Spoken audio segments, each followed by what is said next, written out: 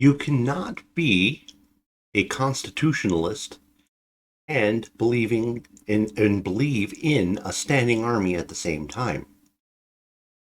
This has always been a big issue for those on the right. Their ability to, on one hand, say there are no exceptions to the Constitution must be absolutely followed. Yet at the same time, most of these same people embrace the standing military, the standing army, as it's currently functioning. And this is really a huge disconnect. Essentially, you have three options. You can basically say that you believe in the Constitution with exceptions. And of course, the moment you go there, well,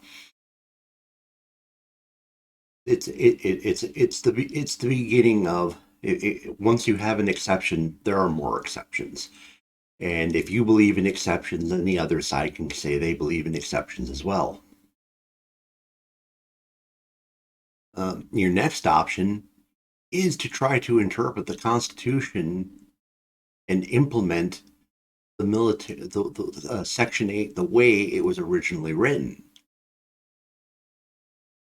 To be honest, I'm not entirely sure how you would do that. Has some ideas. Maybe we can talk about them at the end. Your third option is to champion a constitutional change that either enshrines the military as it is, which I think would be a bad idea, or to come up with some alternative that's more functional but constitutional at the same time. Now, we've talked about this in other videos, but I'll go over it briefly for anybody who's just walking in on the conversation. So if we look at Section 8, these are the powers of Congress. And we look under armies, and it says to raise and support armies, but no appropriation of money to that use shall be longer than a term than 2 years. And, some people start going, oh, well, it kind of means it's a budgetary thing they're talking about there. It's not really a standing army. But the next clause gives it away. If you had any doubts about what they were trying to say in the clause above, the clause below gives the whole game away. Because they have the power to promote and maintain a navy. So they're specifically saying in the first one that we do not maintain a standing army, that the army is only raised in times of emergencies for an absolute length of 2 years. And if that wants to be extended, Congress would have to deliberately extend it. So if you're trying to use the argument, well, Congress extends it every time they pass a budget, I'd have to say that is not spirit or intent of this clause at all. If you compare it to what it's saying with the Navy, because if you could just indefinitely keep an army running year after year after year by extending the budget, they would have said to provide and maintain an army, which they didn't. They were very, very specific to differentiate the two. And obviously the idea is an army, something that can be raised and dissolved, whereas a navy being capital equipment, such as ships, isn't something you can just assemble and disassemble at will. Now, if we have any additional doubts about that, hang on, see if I can make this work. Okay, Second Amendment, what a well-regulated militia being necessary to the security of a free state, the right of the people to keep and bear arms shall not be infringed. Obviously, this one gets tortured. I have another video on this. If you're one of those people who doesn't understand what a militia is, please see my previous video that talks about it. But the gist of what the Second Amendment is meant to do, it's meant to reconcile with the Anti-Federalists. who did not think the original phrasing in Section 8 went far enough, whereas they were enshrining the idea that the primary army of the United States would be the militias of the states. The security of the free state is referring to each individual state, not the nation state, because they didn't conceive of nation state the same way we do now. Their idea of a federated system and our idea of a federated system are two very different things. So if we put these two items in place, one has to come to the conclusion that the standing army as it exists is unconstitutional. To support it as it exists is against the Constitution, and it's very hard to call yourself a constitutionalist if you hold those two thoughts to be true. All right, let's see if I can do a little magic here. Okay. Hang on for a second.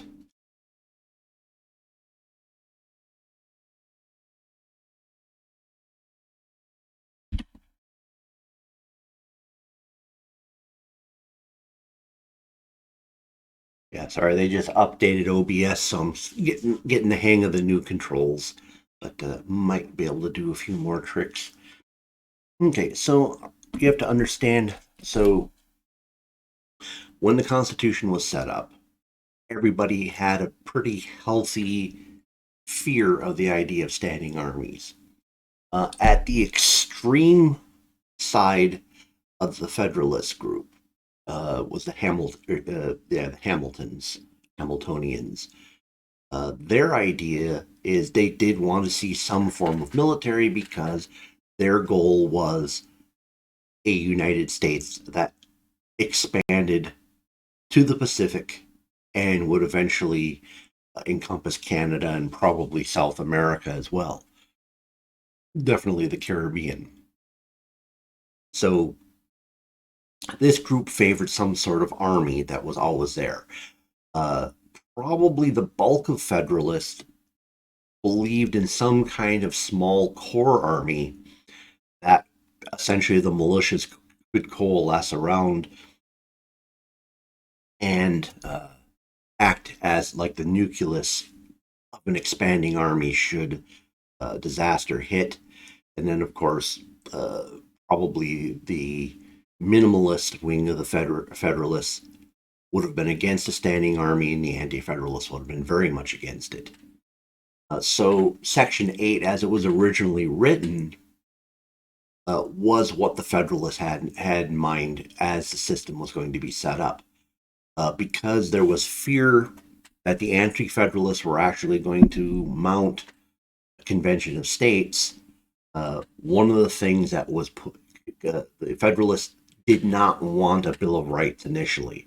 The Bill of Rights was added to preempt the Anti-Federalists from forming a convention of states. So the Second Amendment lays out even further, saying, okay, if you didn't quite get what we were saying in Section 8 about the standing army, we're clarifying it further here by saying the army is the militia and vice versa. Now, in practice, this didn't last very long. We had obviously the government had issues. You had disputed areas that hadn't been fully worked out with the British following the Revolutionary War. We had Indian nations that we weren't getting along with well. And the first real test comes up during Adams' administration when we are almost drawn into the French Revolutionary War, where essentially Europe is marching on France. And in order to impress upon the French that we meant business, we did raise an army. Theoretically, George Washington was in charge of it, but at the time he was too advanced in years to actually do it. He was there for in name only. People were hoping that the very name of Washington, both from the political side of things, gave it legitimacy, but on the military side of things, people would say, well, he did stomp on the British a little bit, so therefore we have to have a little bit of respect for the man. But very quickly, the idea of raising an army, letting it dissipate, and raising it again pretty much disappeared probably with the end of Jefferson's administration. So at that point, the Federalists kind of got what they wanted, which was a small standing core army. The entirety of the military up until the War of 1812 was around 10,000 men. And these were scattered all amongst states. So these were primarily frontier forts, trying to either a combination of keeping the peace with the Indian nations, while at the same time, when things fell apart, being the first in line to try to have an area like a fort for people to coalesce around to form a more vigorous defense. Military expanded slightly during the War of 1812, and then dropped down to this small core again. We'd see a general increase between the War of 1812 to the Civil War to an army that was a little under 20,000 men. And this is pretty much the way things would stay, with a few exceptions. The Mexican War, a few other things would cause a few surges in the size of the military. But so they were functioning with this little tiny core, building an army around it, and kind of doing things as the Federalists envisioned it, but not quite the way it was written in the Constitution. Civil War altered our viewpoint on that, whereas the following the Civil War, obviously during the Civil War for a while there, we had the largest army on the face of the planet. But once the war wound down, the military was larger than it was before. And this was the Civil War caused a break in the mentality of governance in many, many ways. A lot of people misunderstand the term federation versus confederation. At the time of the signing of the Constitution, the two words were synonymous. There was no difference between them. And so instead of what prior to the Civil War had been more or less a confederation, was altered to a new term being used, or actually it was an old term being used in a new way. So the federated government, the federal government, now had a greater power over the states and was recognized as, to a certain extent, supreme. At the same time, a great distrust in the militia system came up, not because it didn't perform well, because actually it performed too well. The militias were the first units to meet at the Battle of Bull Run. Essentially, it was groups of militias from the south and groups of militias from the north. The South's militias performed a little too well for the establishment to tolerate militias any further. So we saw a general shift away from the militia system over to the National Guard system, whereas the federal government would have more control over this system. And, obviously the Civil War, once it was all done, everyone said, gosh, we don't want to go through that again. So people were kind of willing to tolerate the demise of the militia system the way it had been set up. and to accept a fully unconstitutional National Guard if it kept the peace. So the main question comes at this point is, how does our military mindset change? Well, we had several different forces coming into play. We had the rise of nativism, which strangely became a Anglophilic system. Our establishment began to fear the migrants that were coming in, most specifically the Irish, to a lesser extent the Germans. And part of their mentality is in order to maintain the supremacy of the original Anglo stock of America, the Anglo stock of America needed to ally itself to the actual Anglos of England. And so this idea that the United States needed to be an empire formed. The idea was that, well, if you are part of the superior race of people on the planet, the superior race of people have empires. The British had an empire, so therefore we had to have an empire. And recognizing that the United States was very late to the game of building an empire, they realized the only way they could form an empire was with the permission of the British Empire. So they already envisioned themselves as a junior partner, building an empire that was a co-sphere of the British Empire. And probably the biggest adherent to this would have been Teddy Roosevelt. We also had the rise of the progressives. Now, the progressives had their idea of how to remake America with having the proper ruling elite making good scientific decisions on anything and everything. This led to them basically creating this almost religious icon known as Americanism, the American system. And they felt the American system needed to be transported worldwide to every country. And so they would eventually become more militaristic as time went on, because they thought the only way to instill this American system worldwide was through military force, or at least military might. So these two forces would coalesce, and eventually the Teddy Roosevelt wing would lose out to the Woodrow Wilson wing, where Woodrow Wilson, a massive Anglophile and a massive dick, but I digress. Woodrow Wilson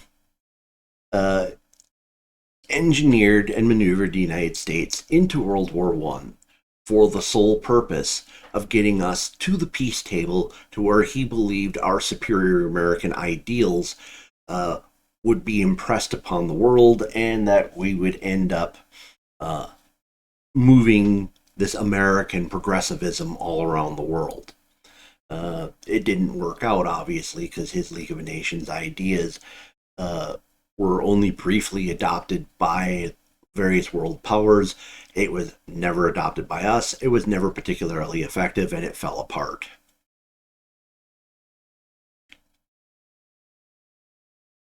Now, the core of an anti-military state and an anti-empire state was actually in what we would call the conservative camp.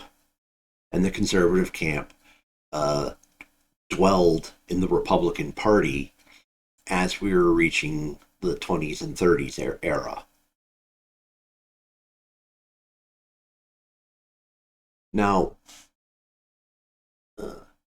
what would end up happening is, as we got closer and closer to the outbreak of World War II, the attempt to disengage from being an empire, from being the world policeman, to having a massive military, was obviously getting harder and harder to maintain in the face of what was going on. And what ends up happening is with the outbreak of World War II, with the Japanese attack on Pearl Harbor, the idea of not being pro military, I mean, essentially being nationalistic about our military, was so completely out of style at that point that whatever elements of the Republican Party were anti empire essentially collapsed. And for a while, the Republicans were essentially just the junior party, where their sole outlook on things was, well, we will pretty much do whatever the Democrats are doing, but we'll attempt to moderate the speed of what's going on. And essentially, anybody who advocated a smaller military was characterized as essentially being, a pacifist, a wimp, somebody who wasn't particularly manly. So, even though there was an attempt to demobilize after World War II, they were still envisioning a much larger military than what we'd had previously.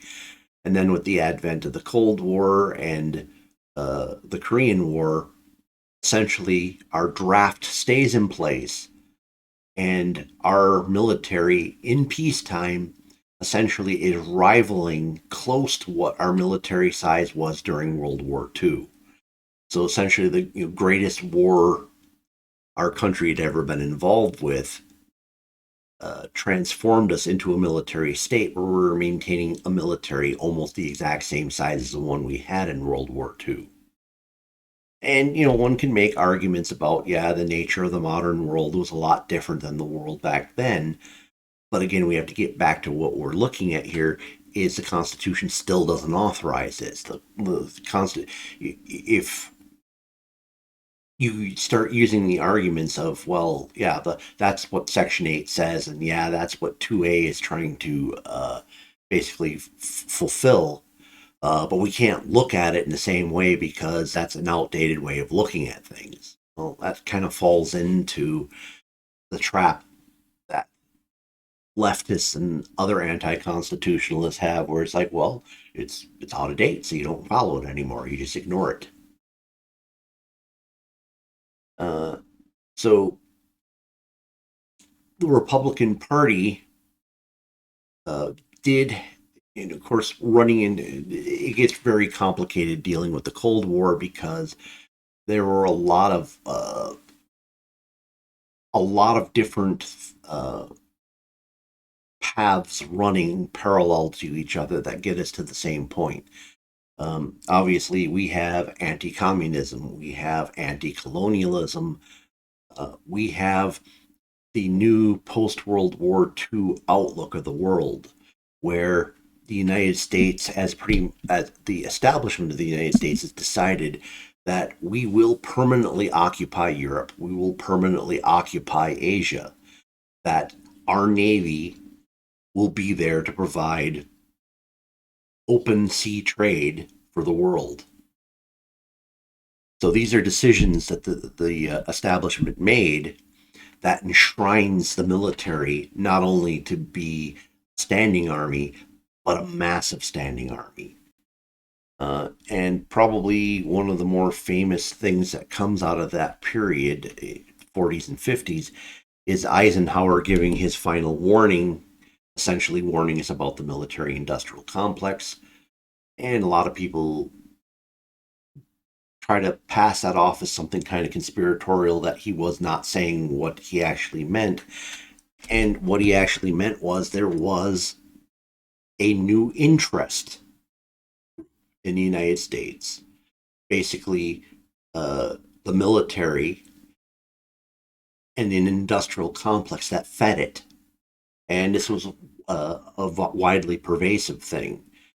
And he tolerated it, even though he saw it as a threat, because he, as a military man, believed he could keep control of it.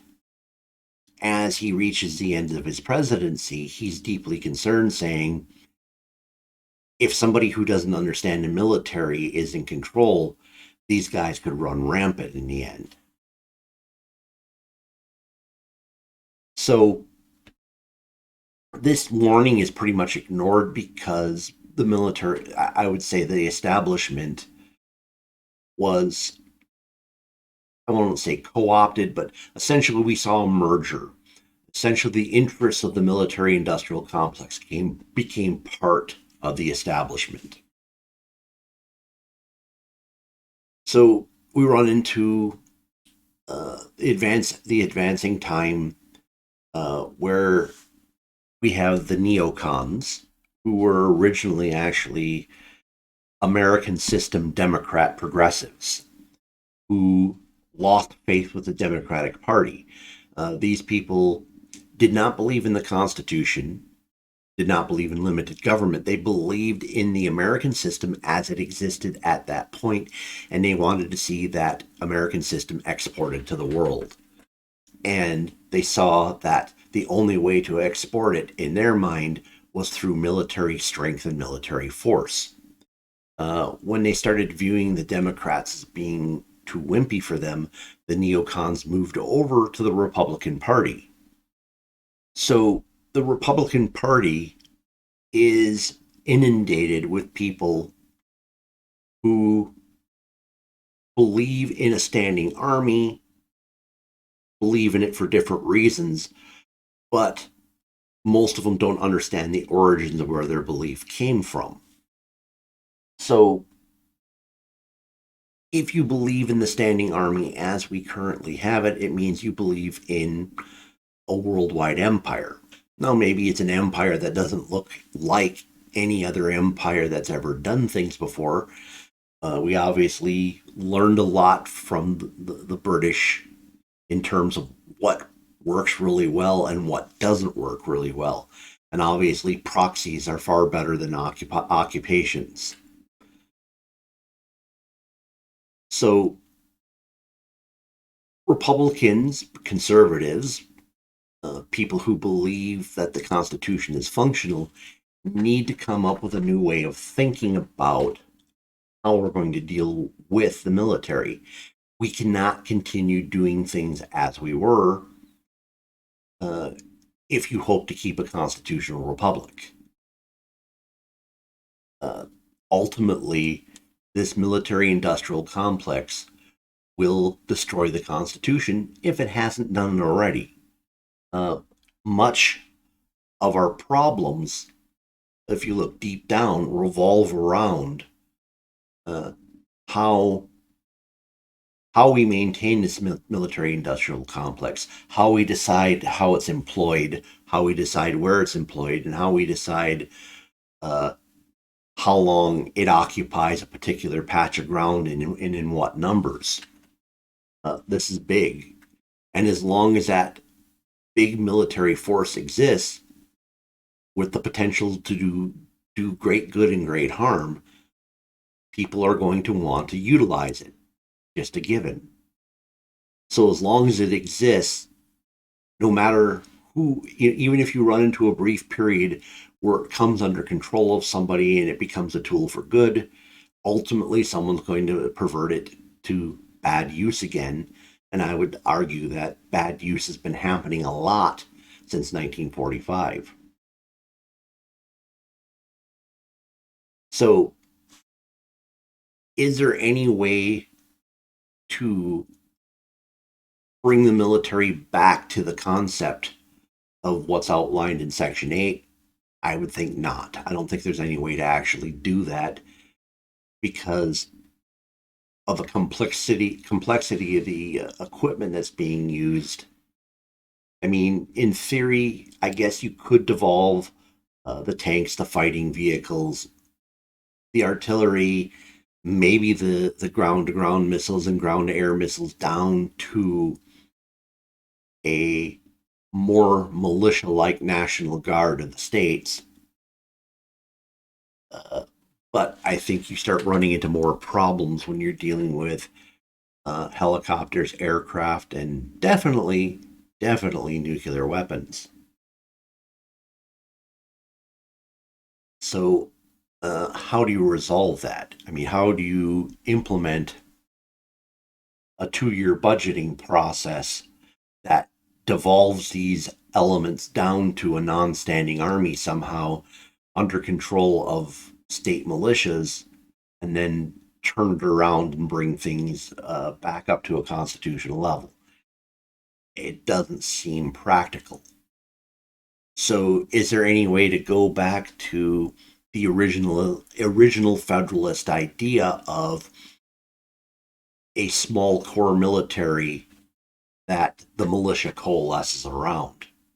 I think that is more likely, uh, and it would be nice if they could come up with an amendment that codifies that explains how that actually works. Now, the big problem is you still have the military industrial complex at that point. You have this interest that's entwined in our establishment, has its needs and wants, and basically is fulfilling the needs and wishes of other parts of the establishment. That's how establishments work. So, uh, going back to the original Federalist concept, I think could be done. I think it's practical to a certain extent. It would probably make the military industrialist complex part of the establishment a little weaker. Um, but again, in order for it to be functional, there needs to be an amendment that explains how this new military system works, at least to give it the true constitutional functionality. Another possibility might be re-looking at the entire way we do the military, and that would require some very complex doings. Maybe something along the lines of moving away from national defense to collective defense, where basically some of the major portions of how the military functions is essentially put in the hands of interstate councils. Uh, like, and I'm just kind of spitballing this. I don't have an exact idea here, but the idea of maybe like every state legislature sends a representative that sits on this particular military council, and the military council tries to essentially decides how the money is spent. And maybe that council, or maybe an additional council, decides, you know, how the military is deployed. You know, where does it sit in it? What is its peacetime standing?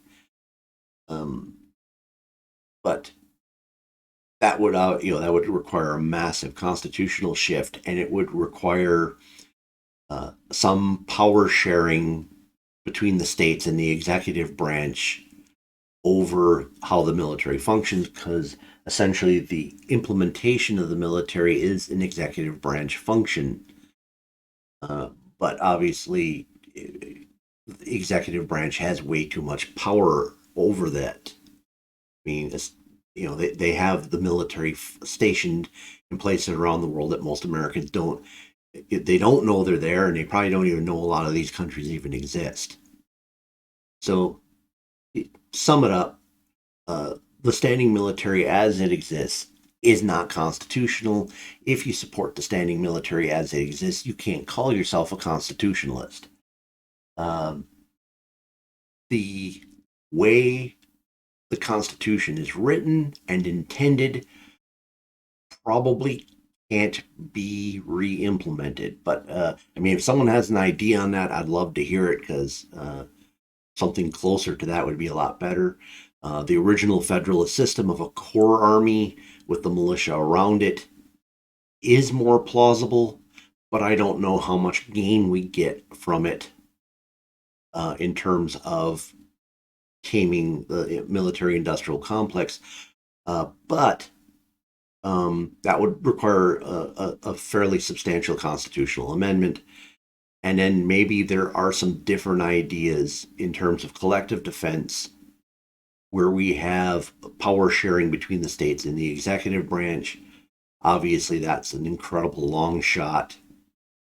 Uh, that would be a major blow to the establishment, and it would have to be extraordinary circumstances where they'd be willing to pass and allow an amendment to be executed in such a way where such a power sharing agreement existed. Okay, well, I hope this gives you some kind of insight to standing armies, the way the Constitution intended them, the way they came out historically, and what we're doing now. If you like this video, please like. If you think there's somebody you know who might find this of interest, please share it with them. If you haven't subscribed, I'd love it if you would. And again, I appreciate you spending time with me this evening. I hope to see you again in a future video.